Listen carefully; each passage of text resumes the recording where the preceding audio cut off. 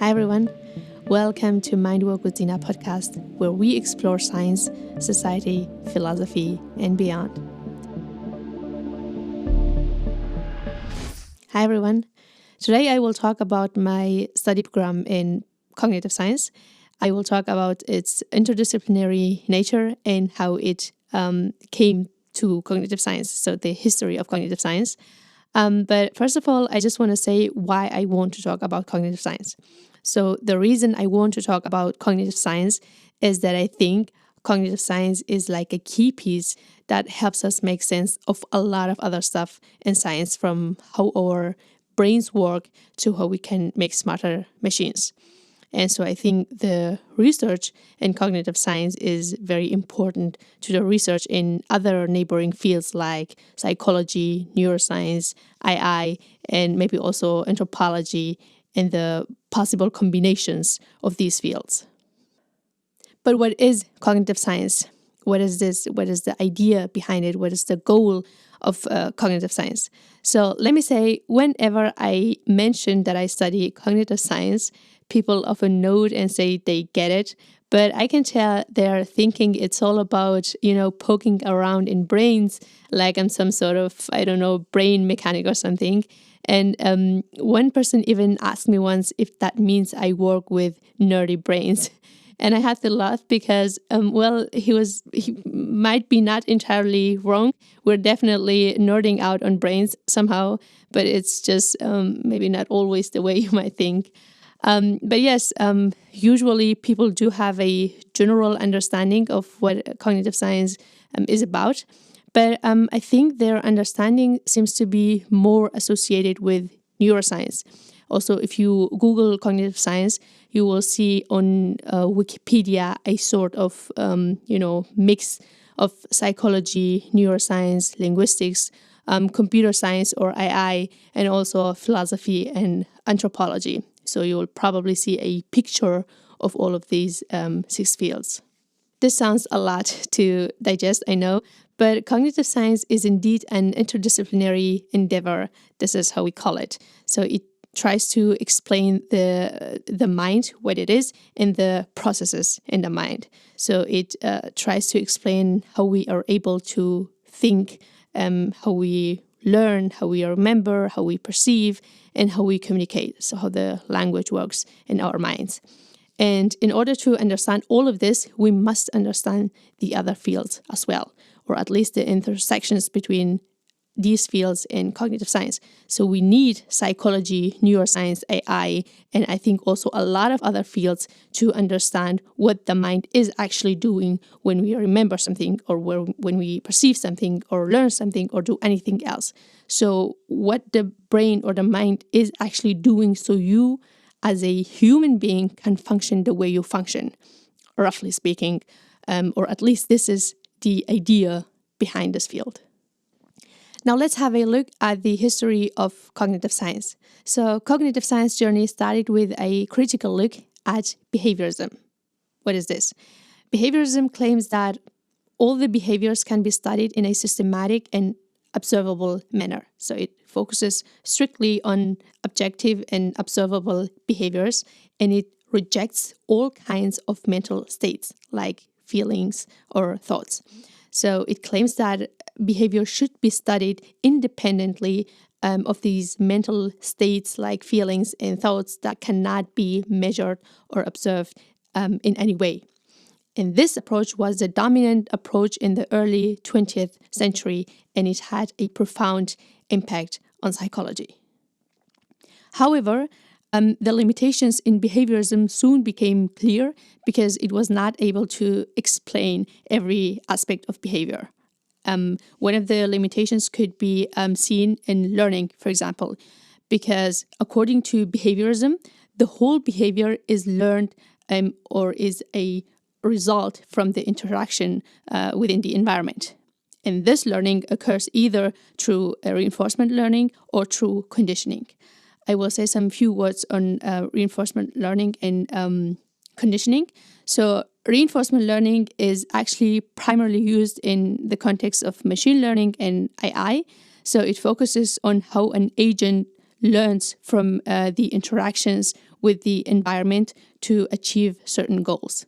So in our context, how a human being interacts with their environment and the actions of this human being is a result from the interactions between him or her and the environment, right?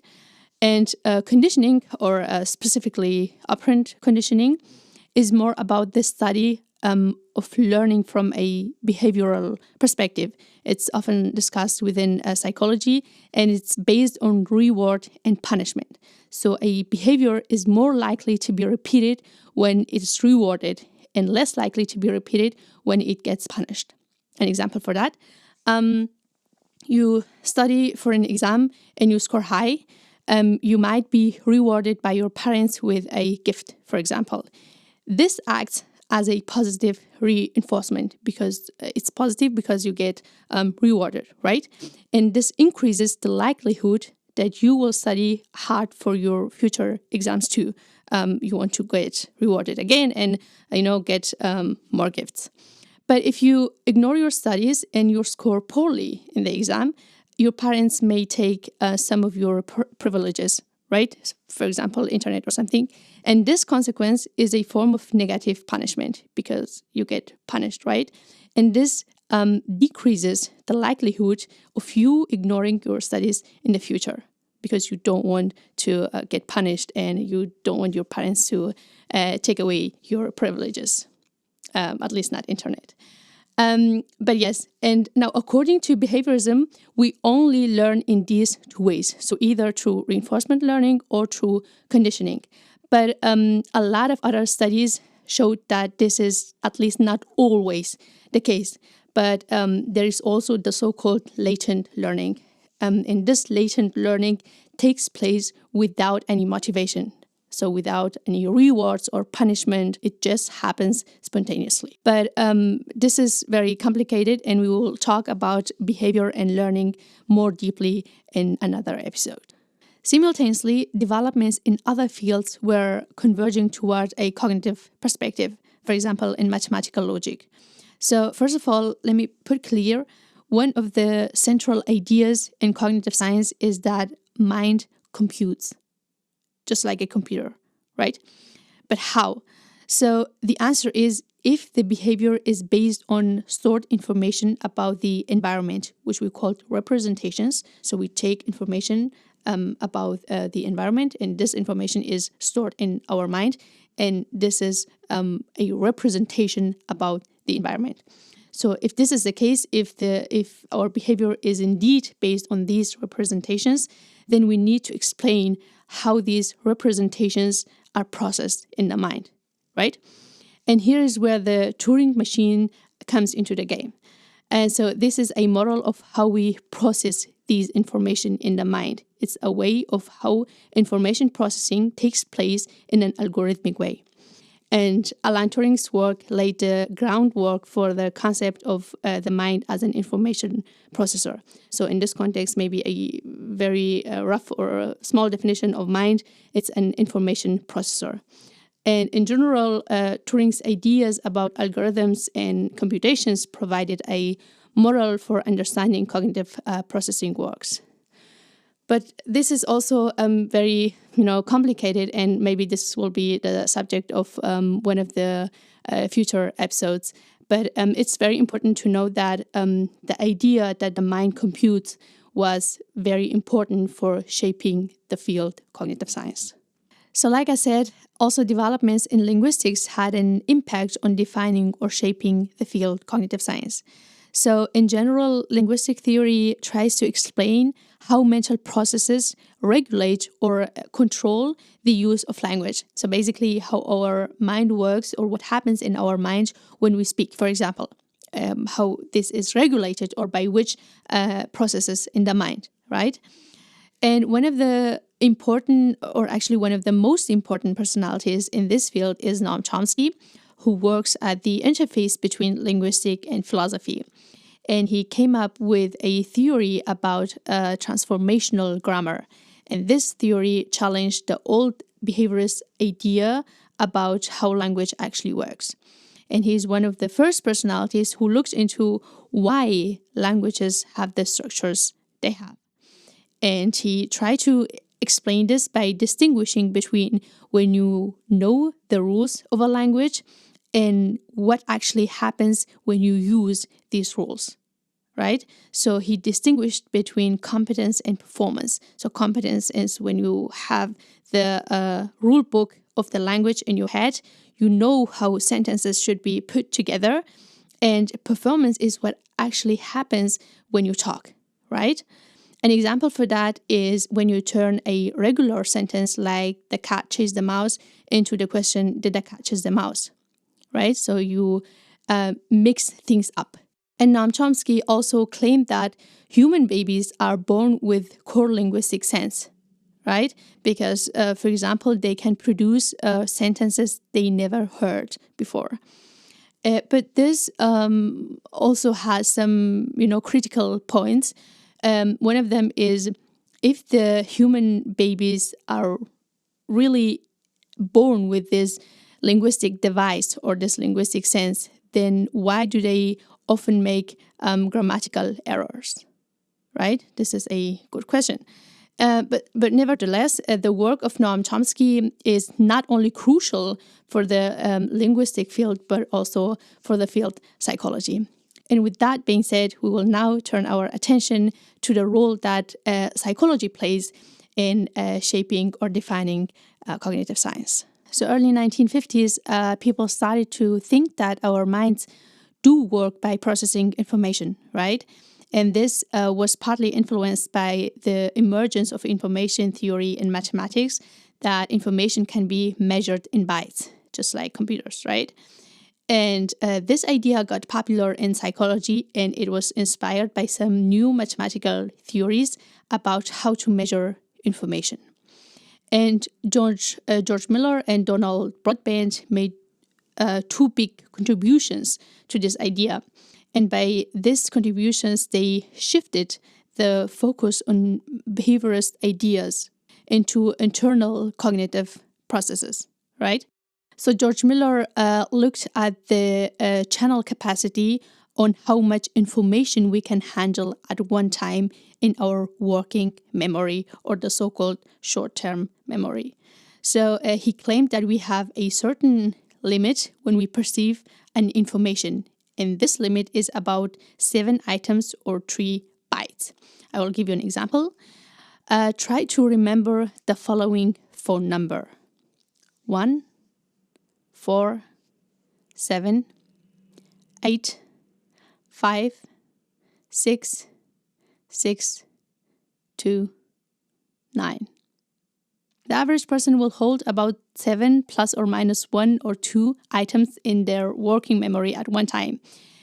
However, if you break down the number into smaller units, the so-called chunks, making 147, 856, 629, then it will be easier to remember the phone number. This is the so-called chunking method. So you can remember 7 items at one time in your working memory. But if you use this chunking method, if you break down the numbers into smaller chunks, it will be easier to remember more than 7 items easily. And Broadbent's contribution was on selective attention, also an internal process, an internal cognitive process. And indeed, it was one of the first models of sensory information processing. Let me give you an example of selective attention. It's called cocktail party effect. And so imagine you are on a cocktail party and it is noisy and there are a lot of conversations around you, but you're still able to focus your auditory attention on one specific conversation and ignore all the other conversations, right? And this shows how the brain picks out important information and ignores the rest, right? And this is also like when somebody says your name from a bunch of background noise. You will still hear your name because in this case, your name is an important information for you. The brain picks it out and ignores the rest of the noise. And now let's make this clear and see how this all led to the field cognitive science. So Spinner says cognitive science is a child of 1950s. It is defined by significant shifts in psychology, in linguistics, and in computer science. So you remember when I said they took behaviorism as a critical approach for psychology, right? And also Chomsky's theory that challenged the behaviorism about the language acquisition, and also when they defined mind as an information processes. This means developments in linguistics and computer simulation of cognitive processes played a crucial role in shaping the field cognitive science. But also emergence of information processing models that were influenced by mathematical and linguistic theories also marked a shift from focus on external behaviorism to internal cognitive processes. Right, so Broadbent's models on selective attention and George Miller's contribution on cognitive capacity limits are two examples of this shift. And this shows that all of these shifts had to take place in order to shape or define a field like cognitive science. And so this is the reason why cognitive science has this interdisciplinary nature, and it has these intersections with many other fields. And this is also the reason why we cannot talk about cognitive science without actually also talking about all the other fields. But cognitive science is a very young research field, and there is a lot to discover. And we're still struggling with the definition of cognitive science. But I hope this gave you an overview of what this is and what the goal of cognitive science is and how it actually came to this field. Next time we will talk about consciousness. We will be dealing with some philosophical issues, and we will see why consciousness has a definition problem. And now, thank you very much for your attention and have a good time. Bye-bye.